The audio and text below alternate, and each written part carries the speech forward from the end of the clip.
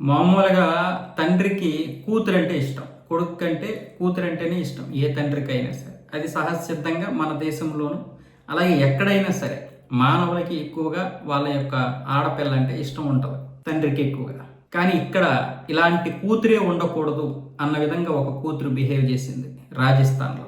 విజయ్ శర్మ, నీరజ్ శర్మ వీళ్ళకి పుట్టినటువంటి కూతురు ఆయుషి.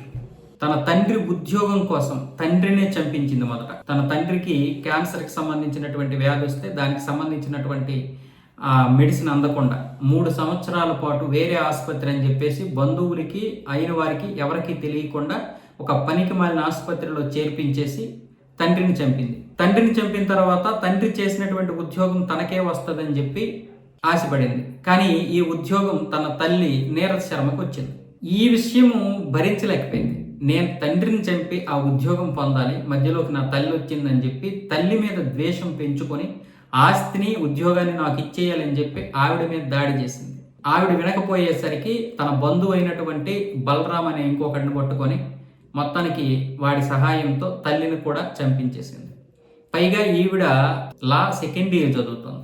ఒక న్యాయ విద్యార్థి అయినటువంటి కూతురు తండ్రిని ఎలా చంపించిందో చూడండి, తల్లిని ఏ విధంగా చంపిందో చూడండి. తల్లిని చంపిన తర్వాత ఆ తల్లి యొక్క తమ్ముడు అంటే ఈ ఆయుష్ మేనమామ అనుమానం వచ్చి పోలీసులకు ఇన్ఫార్మ్ చేశాడు మొన్న.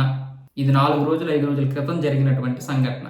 ఇప్పుడు మళ్ళీ వెలుగులోకి ఎందుకు వచ్చిందంటే తల్లిని చంపిందని ఇది యాక్చువల్లీ కేసు అయింది కదా, తండ్రిని కూడా ఈవిడే చంపిందని ఇప్పుడు వచ్చిందనమాట వెలుగులోకి. ఆ విధంగా తండ్రిని చంపింది, తల్లిని చంపింది.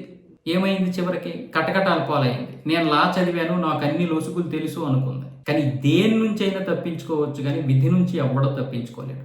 మామూలుగా మనం ఇలాంటి విషయాల్లో కొడుకుని చూస్తూ ఉంటాం, కానీ కూతురు అంటే కొడుకును చూసినా కూడా ఇంత దుర్మార్గం అనేది మాత్రం ఎవరు ఊహించరు. అలాంటిది ఒక కూతురే కన్న తండ్రిని కన్న తల్లిని చంపిందంటే ఇంకా మానవ సంబంధాలు ఎటువైపు వెళ్తున్నాయో ఆలోచించుకోండి.